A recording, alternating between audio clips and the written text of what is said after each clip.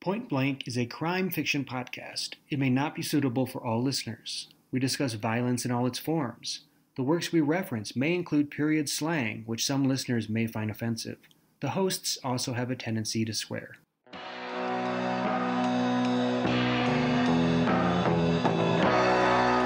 Episode 73, The Third Man, by Graham Greene.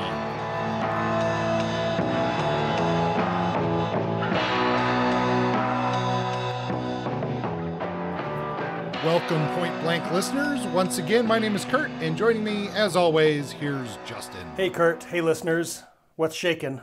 Oh, not much. My window's a little bit today, Justin, because there's been a lot of trains going by, and we're just far enough away from the train tracks where you can just kind of hear them, but the windows do actually shake a little bit. So I love trains. I've been hearing that a lot. I'm today. happy that you live so close to trains.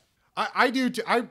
For someone who likes transportation like trains and boats, I live in a pretty great place because I can look at the train track and see the trains go by and just hear them a little bit. And then I can walk across the street over to the canal and watch not really ships, but more tugboat size vessels and fishing boats go through the locks here in Seattle. So it's a pretty good place to be. Yeah, that appeals to me right now. We just went downtown today to go to the first farmers market of the year, and we have to go over the train tracks that pass through Albuquerque. And it's a nice little complex with these old rail yards and these old shattered remnant buildings from the peak rail days. It's a nice gritty atmosphere that reminds me of old Vienna, like the one that we read about in this novel or novella that we're going to be talking about today. Yeah. Today we're talking about The Third Man, of course, by Graham Greene, and I think that's one of the interesting elements that we'll get into, but that post-war bombed out area. But you're kind of right. Like I remember that farmers market because you took me there during one of my visits to see you.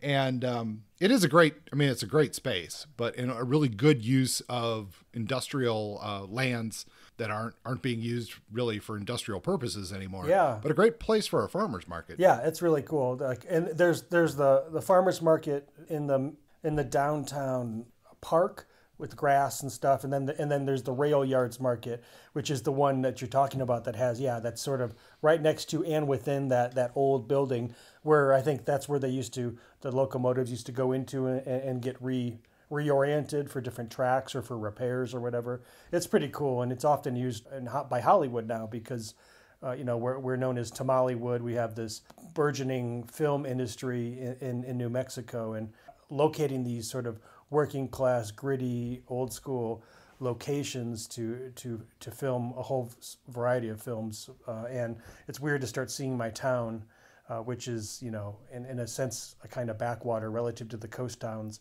in these major Hollywood films. So fun stuff. Yeah, it's interesting how that stuff works. And, to try this into crime fiction a little bit, I remember when I was working out of the Port of Milwaukee and they were filming, I don't know, was it called Dillinger? It was the Dillinger biopic with Johnny Depp in it. Yes, I remember seeing clips from that too, filming in Milwaukee and Chicago, I think. Yeah, and they used a lot of Milwaukee footage as Chicago from the time period because there were just more buildings that were, that I guess met what they were looking for, or blocks or whatever that they could get the footage that they needed. But that was kind of interesting because I remember being down on a boat in the harbor, and there was a really fancy helicopter flying around, and it had all this Hollywood camera equipment on it for that. And that was the reason. But anyway, yeah, it's interesting how the cities that are near a big city sometimes end up being the filming location. Yeah. Like Milwaukee for Chicago, or a lot of times the stuff that's supposed to be happening here in Seattle is filmed up in Vancouver. Mm-hmm. Stuff like that. So yeah, and Albuquerque is a good stand-in for some of the Southern California locations that are commonly used in Hollywood films. We're sort of like a second California, which is cool. It brings in jobs and such. It also is driving up prices and turning Albuquerque into a sort of a problematic space for working people who don't have six-figure incomes. So it's a bit complicated, but for now it's good. Well, I mean, I guess that's part of the Breaking Bad effect, huh? It is. It is. So anyway, I guess we should get into the book for today, which is a really a classic in a lot of ways. And I guess I feel like there's more nuance when I say that this time around than sometimes when we discuss a classic book that has been adapted to a film. But we are talking about The Third Man by Graham Greene, which the movie came out in 1949? And the book came out in 1950, but was actually written before the film. We'll get into those details in just a minute. But Justin, do you want to start us off right with a summary or anything else you want to talk about before we get into the book? I think I'm happy to dive right in. I will say that I first read this book in grad school, and it was offered to us in a class on plot, which was taught by Lynn Barrett, and that was a great class. Really helped me to better understand plot and structure. I struggled with plot. I was all about character, and I couldn't figure out how to make plots work, cause and effect and all that. This book is a great example of how to plot a thriller, in part because it's so skeletal. And we'll talk about it in detail a little bit later, but here's the summary. So Graham Greene, we know Graham Greene for a lot of literary novels, Quiet American, Power and the Glory. He's written a lot of really great books. Third Man is very much a sort of a noirish spy thriller set in the post-World War, Iron Curtain area. It's set in Vienna at a time when Vienna is split by the four international powers, Russia, France, England, and the U.S. then. So Graham Greene's A Third Man was written as a screenplay, and the way that Graham Greene could only do it as a novelist was to write it in a narrative form. So he wrote a narrative screenplay for Carol Reed's movie, which stars Orson Welles, and shared it with the director, and then they tweaked the script. Orson Welles had some tweaks to it as well, and they turned that into the film. And then after which, subsequently, he released The Third Man as a novelette. He wasn't thinking of this as a major piece of writing. He thought of this as one of his entertainments and not something to be taken too seriously. And the general consensus by a lot of his fan base and the literary community is that this is not in any way a major work by Graham Greene, but it's a setup for a very important film that has strong noirish elements and is considered one of the more important films of the 20th century. So here's the setup. The Third Man is about a guy who goes to Vienna. He's a guy who writes. His name is. I love this guy. His name is Rollo Martins, but he has a pseudonym because he's a writer. He writes pulp westerns, American westerns in the vein of Zane Grey, and he goes by the name of Buck Dexter, and it's sort of weird. It's like a side plot, this subplot of Buck Dexter being confused for this famous British writer named Dexter, who's like well regarded, like some kind of Henry James-esque writer. And Buck Dexter shows up and gets into these shenanigans where he's delivering some speech on the court, the state of the contemporary novel, and he tells people he doesn't read and he doesn't have answers to any questions. He doesn't know who James Joyce is. That's a weird part of the book, which we might talk about a bit later. Yeah. But the real heart of the story is that Rollo Martins arrives to Vienna because he's been invited by his good friend Harry Lime. And Harry Lime is a friend, an old school chum that goes way back. And based on the telling of the story, Harry Lime seems pretty cool. Rollo Martins really looks up to him, sees him as some kind of important figure to him, maybe like somebody to emulate, somebody he aspires to be. And so he goes to visit Lime. He doesn't have much money. Lime's going to put him up in Vienna. But when he arrives to Vienna, he finds out that Lime's is dead. He's just been recently killed in a car accident. And we're not learning about this from Martins himself. We're actually learning about it through the narrator, who is a guy named Calloway. He's a colonel. He's a cop, essentially. And this story is actually narrated entirely by Colonel Calloway, who's telling us the story of Martins and Lime, and he's doing it, and he knows so much because he's interviewed Martins, he's talked to Martins repeatedly, and he's conveying what he's learned about this story, that he's trying to solve a case. He's also telling the story of Martins, the sort of tragic situation that he experiences when he arrives to Vienna. So what happens is he gets there, Lime is dead, and Martins is like, fuck, what do I do now? Meanwhile, he's being mistaken for this other author Dexter, and this guy named Crabbins wants him to deliver this lecture on the novel. It's very confusing, but at the root, we get this tension between what he expected and what happens. He's suddenly lost in Cold War Vienna without anything, and Calloway, he goes to the funeral actually and meets Calloway, and Martins is really shooken by the death of Limes. He cries, he's sort of bawling at the funeral. This is a big loss to him. So he ends up getting a lift by Calloway.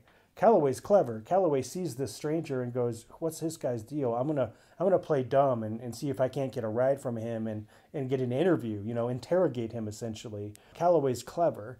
So they end up going together and getting some drinks, and Martin starts spilling his guts to Calloway about his relationship to Lime.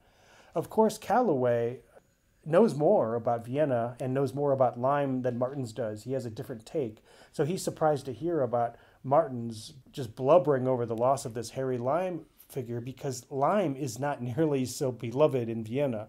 There's some shenanigans that he was involved in that Calloway suspects him of crimes, and this comes out in the conversation, and Martins is very loyal and defensive, and he essentially assaults the cop, and he's like, fuck you, man, like don't diss on my friend, and walks out. So you can already see the tensions in these opening couple paragraphs or opening couple chapters that explode over the course of the novel. So this is the beginning, and we have these two threads. We also have a third character that's important to note, or a fourth character. It's a woman named Anna Schmidt. We see her at the funeral. We see a lone woman. We don't know who they are, but we eventually learn who she is, and she becomes a critical piece of the story. So here's what happens after the funeral, after that initial drunken encounter. Martins speaks with Crabbin. Crabbin is surprised to find out that Martins is so non-literary, that he doesn't speak like Henry James. He speaks sort of like a dumb American, and doesn't understand art or whatever. And then that's where he learns about Anna Schmidt, that this was Lime's lover, and that's why she rings a bell with him. He's like, my friend's dead. He wants to know more. The cops are accusing Lime of being a bad guy. He doesn't believe them. He wants more information. So he actually finds out that Anna Schmidt plays in a local theater troupe, so that's a lead. Another lead is that he receives a phone call in his hotel room from a guy named Kurtz, who says he's a friend of Lime. So all of a sudden we have two leads that he decides he can follow. Sort of like a detective. He's trying to figure out what the heck happened to Lime. So Martins goes and meets Kurtz at a place called the Old Vienna, and we learn from Kurtz about another guy, an American named Cooler, who happened to be across the street when the accident happened that killed Lime. Kurtz also says that Lime was able to speak to Kurtz before his death. This is information that conflicts with what Martins has heard from the cops. So we start to get misinformation and overlapping narratives that don't align. And from Kurtz, we also get an address to this American guy named Cooler. So now we have a couple more threads that Martins can follow, and he does follow them. The first one is in chapter 5. Martins goes to the theater and finds Anna Schmidt. He learns from Anna Schmidt that Harry did not die instantaneously. She tells him about Harry's personal doctor, which is another thread, who was also at the scene of the crime. And we also learn that Cooler brought her money after Harry Lime died. He gets the address of the doctor, and his suspicion grows as he learns that everybody involved at the scene of the accident knew Harry. And it seems sort of odd. Why would everybody who knew Harry be at the accident at the same time? Isn't that a strange coincidence? So Martins goes and visits this doctor, and the doctor doesn't really share much, but the doctor does claim that Lime was dead by the time the doctor arrived at the scene. So again, things aren't adding up. So working off a hunch, Martins actually goes to Lime's flat, which is, no longer occupied, but a bunch of his stuff's in there. It's all really cleaned up, though, as if he wasn't, it seems way too clean and way too orderly. Things are missing that should be there, as if Lime maybe was prepared for the accident or was anticipating something happening. So this is just suspicion at this point. Also, he interviews a local neighbor, a guy by the name of Cook. Cook invites Martin in, and he also mentions that there was a third man at the scene of the crime. Not the doctor, not Kurtz, not Cooler. There was somebody else. And Martin's very strongly suspects at this moment that maybe this wasn't an accident. Maybe somebody set up Lime. Maybe he was killed, something like that. So Martins then goes and visits Cooler. From a detective point of view, the story feels like a PI collecting clues and trying to figure out what's going on. And in that sense, it's nice. It's pretty straightforward. It's a very simple narrative. So Cooler claims that there was no third man. Cooler also confirms that he was delivering money from Lime to Schmidt in the wake of Lime's death. So all of these entanglements are happening that are connected to Lime. Martins goes back to Anna Schmidt's house. They talk about Harry Lime, and Martin sort of falls in love with her. That whole thing is kind of weird because they barely spend any time together, and Martins has a sort of notoriety with women, but he falls for her drunkenly and pretty quickly. But this doesn't really do anything because she's not particularly interested in him. She's devoted to Lime. He tells her about Cook's story of the third man, and she says, let's go back and interview him again. She thinks that her feminine wiles or her perspective might be able to get him to reveal more. When they go back to Cook's flat, though, they find that he's dead and quite possibly murdered. So this is a problem. All of a sudden, is there a conspiracy afoot? And that's really where we're going at this point in the story. All of a sudden, after this moment, we have Martin's walking back to somewhere, and a car pulls up and orders him to get in. And he thinks he's being taken by some nefarious evildoers to be interviewed or tortured or whatever. But it's actually just a van delivering him to the lecture that he promised he would deliver about the state of the contemporary novel or whatever.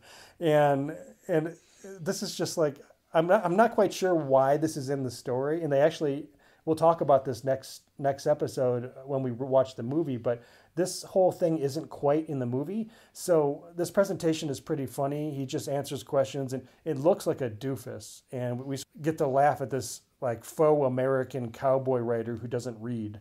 But that's not really related to the rest of it. Keep in mind that we're getting all of this really from the narrator, Calloway. And we find out at this point that Calloway has been tracking Martins all over the city. And that explains why he seems to know so much about Martins. Because it's clear, sometimes I stopped and I'm like, how the hell are we getting this from Calloway? He's not a omniscient narrator. How does he know so much? He has informants. He's running around trying to figure out what Martins knows. He's hoping that Martins will help him to understand more about what happened with Lime.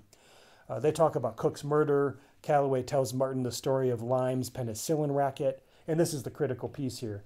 What was Lime's accused of? Was he some goody two-shoes who was running a charity hospital, or was he up to something else?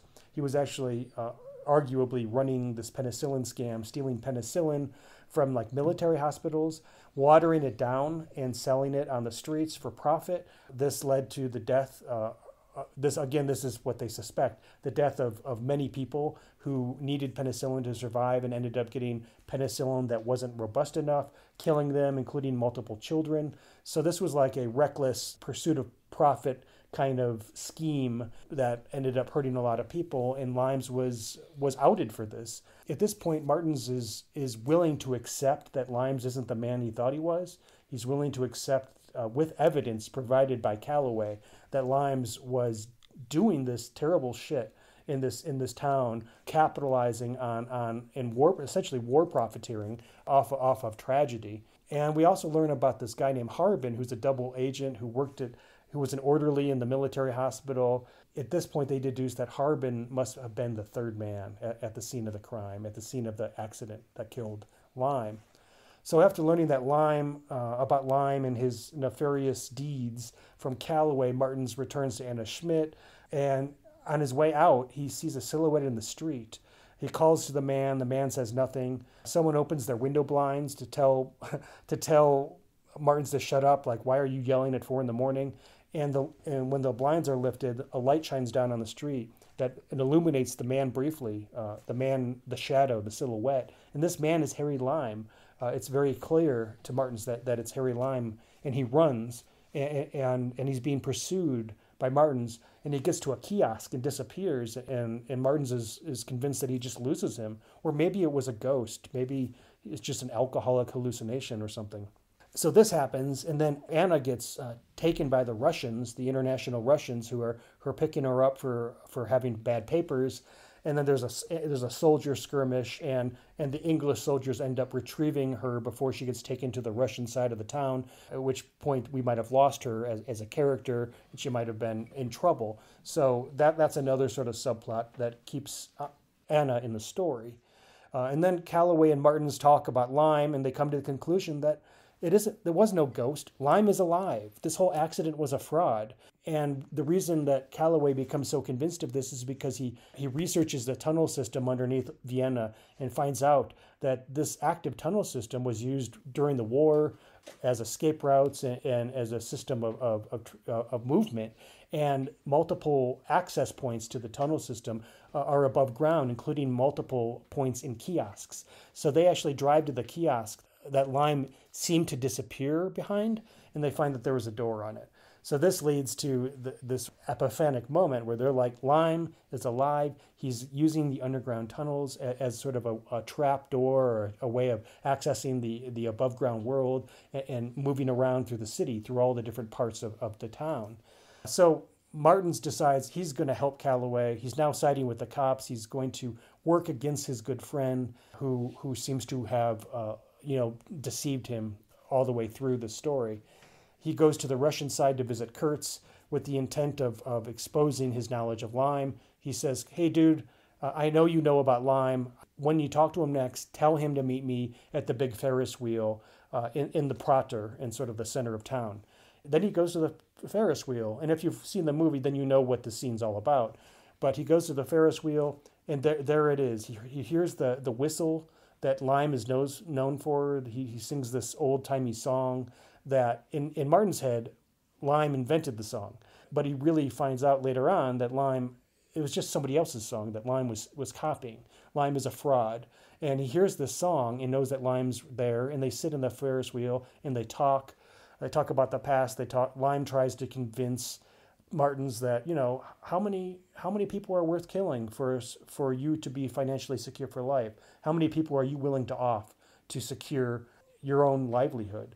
And obviously this sort of moral slippery logic that he tries to argue with his charming nature might be seductive to some, but it's not. But it doesn't convince Martins, and it's clear that he's entirely lost Lime at this point. All of his fears are confirmed. He tells Calloway, and they set up a scheme. They're going to have Lime come out of the kiosk and meet Martins at a cafe. This whole thing goes wrong. It's a trap that fails because Martins is seen on a telephone, and it's clear that it looks like he's talking to somebody. Why would he be talking on a phone unless he was trying to set up his friend? So Limes disappears. Martins follows him down into the sewer canal. The police are already down there, and there's some with him. So in this climactic moment, there's some gunplay. Harry Lime at the end. Spoiler alert. I'll give you 5 seconds, folks, to pause your button. Spoiler alert. Okay. So at the end of the story, down in the tunnels, there's a bunch of gunplay, and Harry Limes is shot. Martins tracks him down. They have a little brief moment together, and then Martins shoots him one more time and puts him out of his misery. At the end of the story, this is the end of Lime. The end of the story starts like the beginning of the story. We're at Harry Lime's funeral for the second time. Anna is there and Colonel Calloway. Anna leaves afterwards. Calloway offers Martins a lift, again, repeating what happened at the beginning of the story, which is sort of cool. And then we have this bit of dialogue where Calloway says, "You win, you proved me a bloody fool." To which Martins replies, "I haven't won," he said, "I've lost." And it's this nice sort of noirish punch in the gut.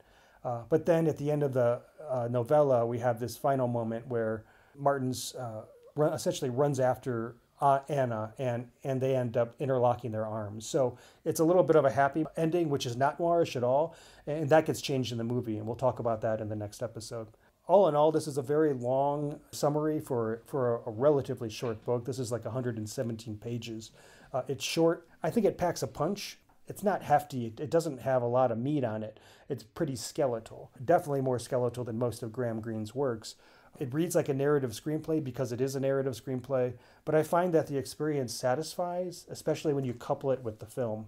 I would recommend this for fans of spy fiction, atmospheric post-war crime fiction, and those who love films that star or feature Orson Welles in any capacity. I would say I'd give it a 4. Maybe I'd give it a 3.75 as a straight read because there's just not much to it. But I think it reveals some things that are worth talking about as they relate to crime fiction. So that's my very long summary, Kurt. I'm curious to hear your thoughts on this book. Well, yes, thank you for that summary. I mean, I think you really have summed up the whole book for us, which is appropriate, I think, in this case because it's so short and there's the movie. And I think this is the type of movie and plot that has been told and retold so many times since this movie came out that we've all seen this in some capacity somewhere before. Yeah. So in that sense, it doesn't, give a whole lot away. My rating for the book is, okay, I am trying this time to put my hat on of looking at this exclusively as a book. And in that case, I think it's a 3. But if we, considering what it is and that it wasn't really intended by Greene to be a novel, I'll go 3.5. So what I'm saying is I think this, of all the books we've looked at so far that have a screen version, I think this is the one that is the hardest to separate the book from the film so far.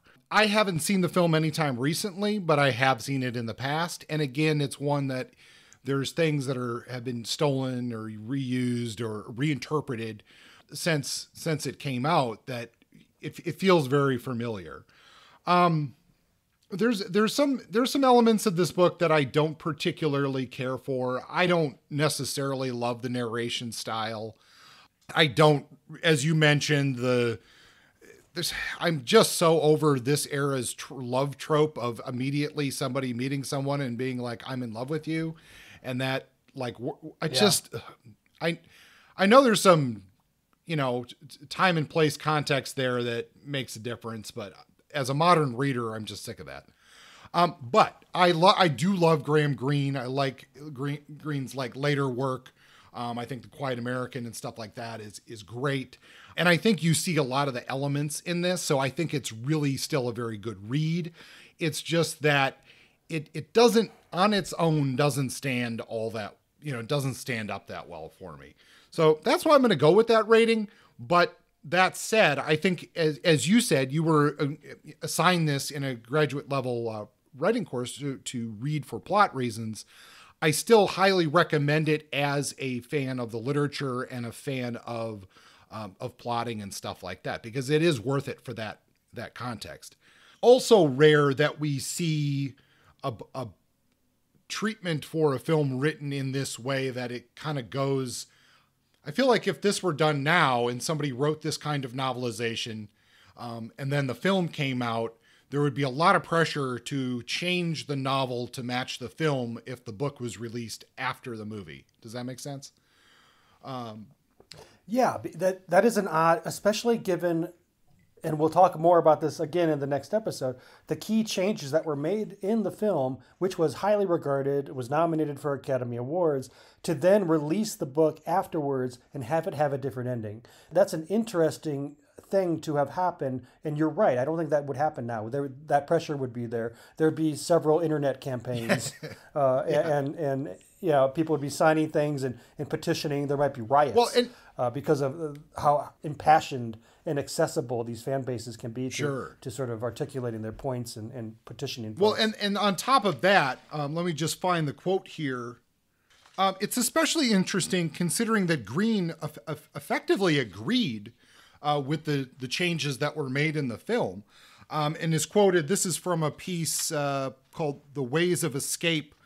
This is a discussion with Greene about the film, and he says, that the book was never intended to be more than raw material for the picture, and that you should not imagine these changes were forced on an unwilling author. As likely as not, they were suggested by the author. So the film was a collaborative piece between Greene and the director. We'll talk about this more next episode, Carol Reed. But it's not like this was some sort of tension between the author and the director. So why wouldn't you change that after the fact? I'm not quite sure. Just an interesting choice. Yeah. He even writes about it. Graham Greene does in an essay called "The Third Man as a Story and a Film," which came out, I think, in the New York Times in 1950, March 19th. He's writing about this relationship he had, writing the story script, turning it into a screenplay, working with Carol Reed and Orson Welles on the script. Like you said, agreeing with many of the changes, including like some significant ones at the end that make it more noir, a little more dark, a little more ambivalent, and pretty much supporting all of them. So he was more than happy to write about it in a public forum in agreement, and also, like you said, not change it in his text. But yeah, it's just an interesting move, and I'm not sure. I didn't see any evidence that or any anything that explained that kind of logic. Maybe it was a timing thing. Maybe it had already gone to the printer. But yeah, it's just an odd move, and it's one of those mysteries that will probably be unsolved. Or probably, or some expert on this will let us know why we are wrong. The other thing, and I feel like I need to justify my rating a little bit, which I don't know why, but I want to bump it up a little bit. I don't think you have to. I don't think you have to. Yeah. I'm just saying, personally, I understand your point of view. This book is not. It's a novella that's really skeletal. It's a little bit paint by numbers. It has some. There are some subplots that don't seem essential in any way, or like they're written maybe for laughs or maybe for the film. But even the director decided that they weren't worthy of the film, so they were cut. My own bias is why I rated it higher, because of my fond memories of this plot class, not so much the book itself. And I think that you can feel whatever you want to feel about your rating, but your rating makes sense to me. Yeah, I guess the point I'm trying to make more is that rating is not necessarily indicative of how impactful a piece is over time.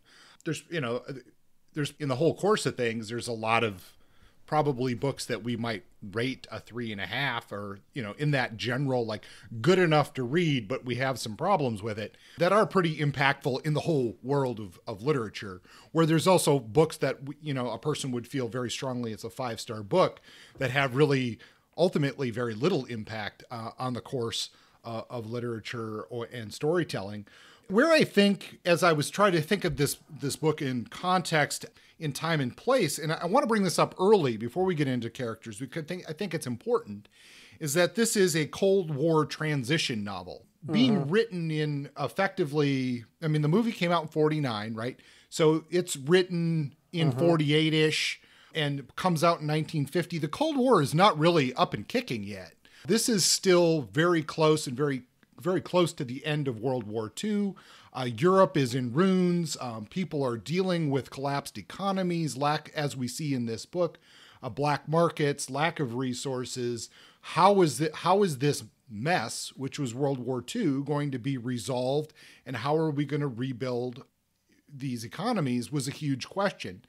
And the tensions between the Soviet Union and predominantly the United States, of course, but many of the Western powers, is still, it's not an answered question yet. And it hasn't really raised to the tension that we'll see very soon in the course of history. So for that reason, it is really interesting.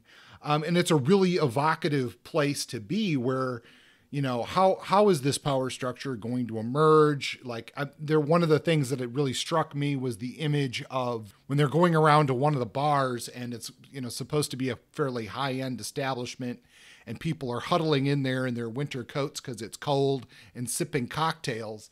And that imagery of what it was like to be in that time was pretty interesting. I guess where I find, I've said this before on the show, but I always feel like after an event, in World War II is the event here, you get this moment of truth. I've talked about this about like war novels from World War II, where you see some pretty gritty stuff coming out in the late 40s, early 50s. And then basically as soon as the Korean War gets rolling, that drops off and it becomes a little bit more, for lack of a better word, of more propaganda type literature.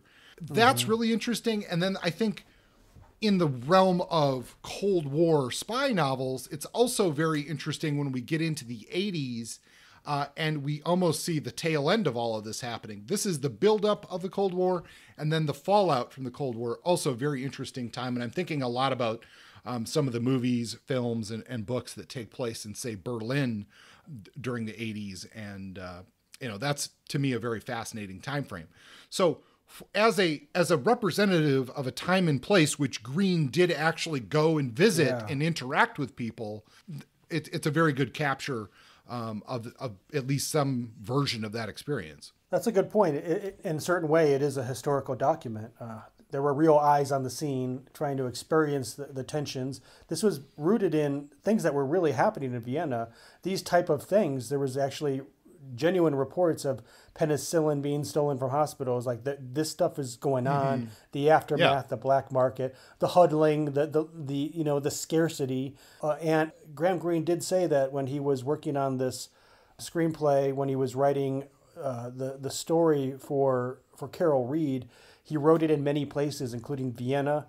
He was also in Venice, London. He was writing it all over the world, but mostly he was writing it in Vienna, and that's important. And importantly, as a person who had been trained by MI5 during World War II.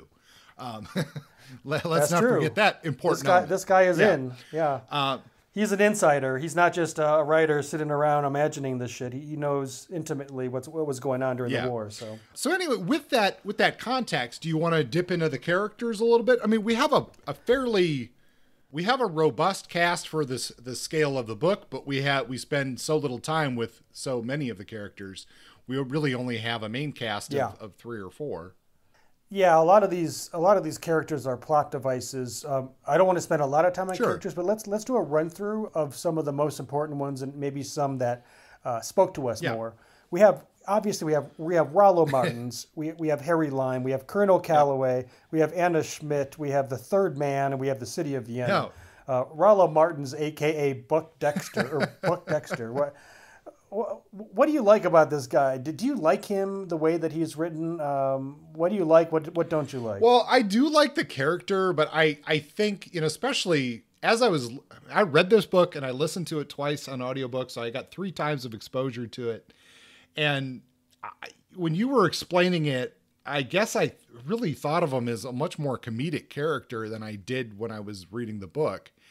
And in that sense, like, it's interesting, but I don't know. Like, I guess it's kind of in that phase of like, either it should have been, maybe this is why it's not a big deal in the film, but either that should have just been excluded or amplified. But to be sort of like this, like minor, like these moments of comic relief kind of in the book, just, whatever.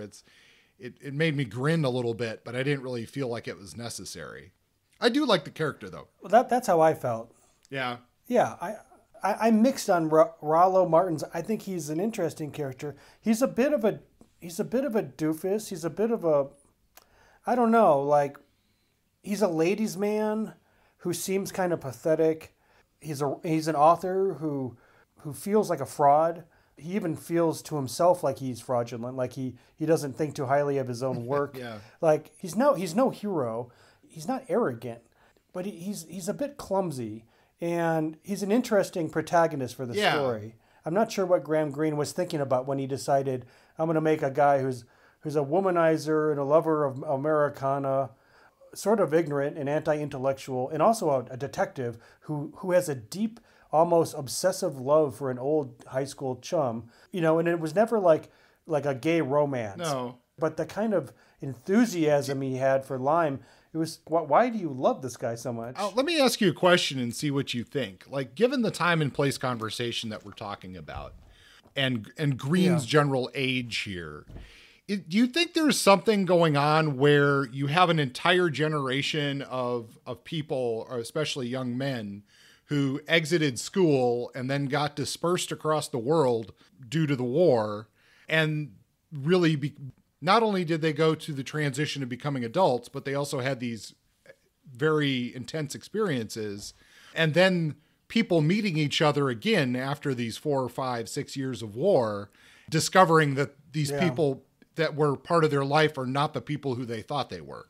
There's certainly an argument to be made there during a wartime, during these incredibly traumatic times when people experience incredibly traumatic things, and a lot of people die, and nobody knows what the world's going to look like in 3 months, let alone 3 years. I imagine that these rendezvous, after everything is supposedly better, it could be pretty eye-opening. Yeah. You don't know exactly what you're going to get. That's a good point. Maybe that it's almost like a subgenre of writing. Like people after a long time apart changed not by just regular life events, but massive traumatic global cataclysms. I also think there's an element to this which is interesting. I find myself more interested in this time period in which knowledge to some degree was globalized, but yet not to the degree that we have now. And like, I find that interesting that, like, for example, the confusion over the author of who he was, like that would probably not happen today, because you do a quick internet search and be like, well, that's not the person, this isn't their picture. Yeah. But in this time frame, you can hear of the name and be like, oh yeah, I recognize your name. We've seen that. Then make that kind of level of mistake. I find that interesting. Well, the era of mistaken identity, it's almost romantic now. We can look back on days of yore when we could, well, for one, we could get lost somewhere, or we could mistake somebody for somebody else and believe that for a sustained amount of time, even our whole lives. We could think we met somebody and we was somebody else playing a trick. And that kind of stuff in this highly surveilled, everybody has a barcode and everybody it can be easily tracked on the internet. It's very hard to imagine such innocent times. So yeah, I agree. In a sense, it's a time capsule of a more innocent, though complicated world. Getting back to the characters, I mean, is there more context to Martin's, or do you think we kind of... I think we're good on him for now. We'll talk about him again next episode. What about Calloway? Because I feel like I don't really have much to say about Calloway. Do you have any big thoughts there? Like in The Great Gatsby, the narrator is a guy named Nick Carraway, but the story is about Great Gatsby. The story is about Gatsby, and his friend Carraway is the one telling the story. Of course, when you have a narrator who is an actual character in the story, but not the main character, they need to change too in order for them to feel like they're part of the story, that they need to go through some kind of transformation. So I was asking myself when I was reading this, Calloway's the narrator, how does he transform, or how does he become transformed by this story? And I would say he becomes transformed in the sense that he was wrong. He was the one who thought that the deal was done. Limes was an asshole. He was dead, and the case is closed. And it was up to Martins to reveal to Calloway that was in fact not true. And so he admits his wrongdoing at the end. He says, I fucked up. You were right.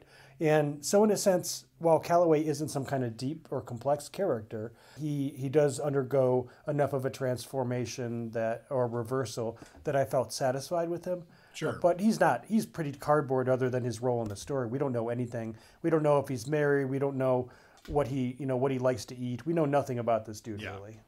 Oh, that's fair. Now, Anna Schmidt, I guess I do have some thoughts about her situation.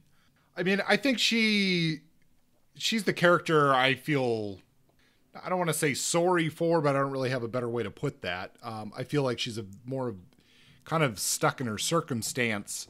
I really, like I said earlier, I don't really like how they portray that Martin's pretty much falls in love with her right away. But I do like the fact that she doesn't really reciprocate that. That would have been totally off-putting to me. Yeah, I agree. I was very pleased that she was like, no thanks. Yeah. So I do think Greene handles that, better than some novels that we see in this time frame. I don't know. Do you have any more thoughts about her? She's semi-tragic. It's a little bit fatalistic. She's a little bit of a punching bag. Somebody criticizes her acting, like she's in a local theater troupe, but she's a terrible actress. There's that. Yeah. She's a Hungarian who got some gussied up papers or something. Then she gets, once Lime is starts to get nervous about his situation, he makes a call to the Russians about her papers to try to get her taken out of the picture, essentially. She has agency with Martin's in that she refuses his romantic advances. She has agency with Lime in the sense that she can choose whether or not to support him and stay loyal to him or to defy him. And that's her internal turmoil is, does her love for the Lime she thought she knew outweigh her disgust for what she finds out about him, which in a sense mirrors Martin's. I mean, they both have dueling love for Lime, and they both are struggling with this idea that he's not the guy they thought they were. Do you think that her story is really different than Martin's in terms of their relationship to Lime, or are they duplicates, you know? Well, I mean, that's a fair question. I guess I feel like Martin's is a little bit more straight up, like, duped or told himself a story of his friend. He doesn't, whereas I would imagine, at least my vision of the character of Schmidt is that she is a little bit more dealing with the circumstances of her condition. That as I mean, I can't, it's got to be extremely rough to be a woman in that time and place in a failing economy, and like, that would be hard. She comes across as a little more world weary. Yeah. Like I think. How would you not be? He's like, Lime is a monster, and she's like, oh, that sucks. Life's hard. I'm not gonna write him off entirely, like, because he's a bad guy in this one instance. But my times with him and my relationship with him prior to that still has significance to me. So like, she's dealing with the complicated nuance of this new gray area, this Cold War of competing and complicated ideas, whereas old Buck Dexter, Rollo, has more of a American naivete about everything. Maybe that's some kind of metaphor that's being played out. The innocence of those who experience the war firsthand versus those who are still outsiders to it, or who don't quite understand how the war has distorted everybody who experienced it. I think that's probably a better point than what I was trying to make earlier, or at least a nice addendum to what I was trying to make earlier, that those differing worldviews coming into play here. Yeah. Well, so Lime is, such a core part of the story, obviously, but not actually on the page that much. I mean, do you have any thoughts about him other than, I will just say, I think he's a scumbag?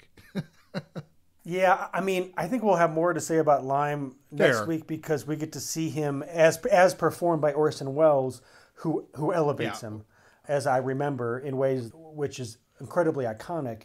The Lime in this is, he seems like a kind of cocky, arrogant self-starter who doesn't have a moral compass, and we learn that he's an asshole who's really in it for himself, and he has this sort of moral relativism that tends to be relative always in his favor, and he gets what he deserves.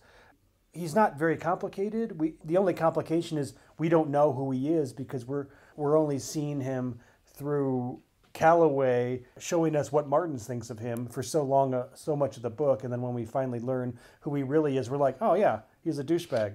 Okay, now we know. Sure. And I was never like on the fence with him. It was never like, maybe he's complicated. No, not really. Yeah. I guess for me. So I guess no, I don't have much about him, I guess is what I'm getting to. Yeah, it's when he's like, if he's, I guess for me it was like, well, if he's just a black marketeer, like selling, contraband nylons or something, I don't really care. But if he's cutting penicillin, then, well, I don't have a lot of sympathy for him. So, I mean, we do want to save a lot because the film is so close to the book. We'll save more for next episode, really getting into this. But I wanted to leave with maybe a thought, and this is from a review. This was written on a website called bibliofreak.net, a book blog. This is a review by Matthew Selwyn, and Selwyn brings up the point about a little different point on the Cold War elements of this book. And I think I would like to kind of leave this maybe as an open-ended question to discuss next time. He talks about the reoccurring use of Westerns to satirize the idea of heroes, hero worship, and the individualist loner fighting the system. Here, with strong women and weak heroes, old myths and ideals are easily shed. He goes on to talk about how this is Greene both undercutting the ideas of both Western and communist ideology, and it's a critique in Selwyn's mind that of the mindless loyalty to the big idea as to a person like that is a futile gesture. So I don't know. To me, that's interesting. I didn't necessarily get that in my reading. I'm gonna look for that a little bit more in the film. Yeah, I like that, and I'm gonna think about that quote before we record the next episode. I like the idea of giving more meaning to this whole Buck Dexter thing, this whole American cowboy hero, black and white.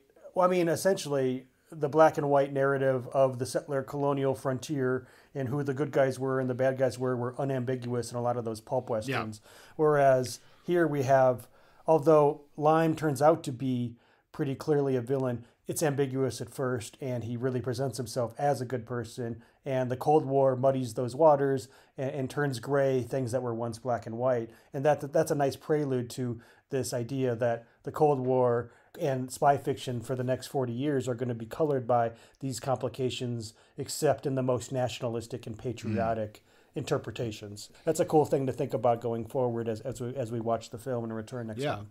Well, so listeners, I think we'll wrap up the book discussion here just by quoting Greene himself about The Third Man and saying, quote, this was never written to be read, but only to be seen. So we will watch the film for next time and do a little bit of a book versus film analysis. And maybe, hopefully revisit these themes of what does this mean to the Cold War and the idea of ideologies. So we can look forward to that one next time. I look forward to it. I have the Criterion channel, and I found that The Third Man is on there, so I'm happy that I don't have to go on a hunt for it. It's right there waiting for me whenever I want. It's been a while. It's been many years, so it will feel fresh. Yeah, for me too. It's probably been 20 years since I've seen The Third Man, and except for the very classic sewer scene. I feel like I've seen that a number of times, including the entrance, which a lot of travel channels will mention if they're doing an episode there. Before we go, I had just two quick television recommendations for the listeners. One is I am revisiting Shetland, which is on BritBox, I think. That's sort of a nice combination of sort of Scottish noir and Nordic noir. I mean, that makes sense, being it's takes place on Shetland. I really like the pacing. These are based on books. I'm spacing the author right now, but they are based on a book series. So each episode kind of covers a particular book. I really like the pacing. Something does happen every episode, but also you get these nice, almost calming. There's a lot of calming shots of the islands and the landscape, without being exceptionally dreary, which can sometimes happen in that genre. So yeah, if you haven't checked that one out, I like that. The other one, which is a very different type of crime show, we just started last night. This is on Netflix, and this is called Florida Man. So Justin, I know you're gonna just love this. Yeah.